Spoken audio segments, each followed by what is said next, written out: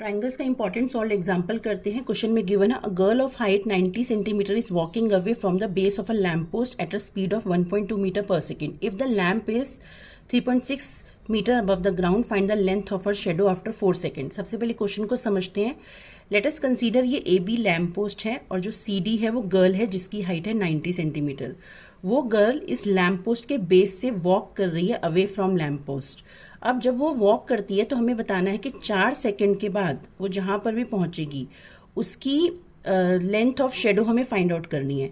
तो हम लेट कर लेते हैं, अगर वो बी से स्टार्ट किया तो यहाँ तक पहुँची डी पर, तो सी डी उसकी गर्ल की हाइट है और यहाँ से डी जो है उसकी शेडो की लेंथ है। हमें यहाँ पर डी फाइंड आउट करना है। डी को हम एक्स लेट कर लेते हैं।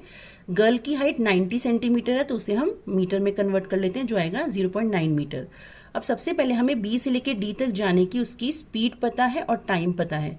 तो डिस्टेंस होता है स्पीड इनटू टाइम। तो यहाँ से हम बी डी फाइंड आउट कर सकते हैं। हमें बी से लेके डी तक का स्पीड भी पता है, टाइम भी पता है, तो डिस्टेंस आ जाएगा 4.8 मीटर। तो यहाँ से बी डी आ गया 4.8 मीटर।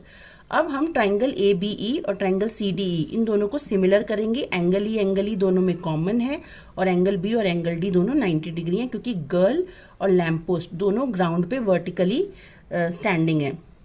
अब ये दोनों ट्राइंगल्स एंगल से सिमिलर हो जाएंगे। अब हम सिमिलर होने के बाद उनकी कॉरेस्पॉन्डिंग साइड्स का रेशो इक्वल लिख लेंगे। तो होगा A B by C D, फिर B E by D E और ए ई बाय सी ई। अब इसमें हम पहली दो रेशोस ले लेंगे। ए बी की वैल्यू हमें 3.6 गिवन है क्वेश्चन में, सी डी की वैल्यू हमें 0.9 गिवन है, बी ई हमें दे रखा है बी डी प्लस डी ई।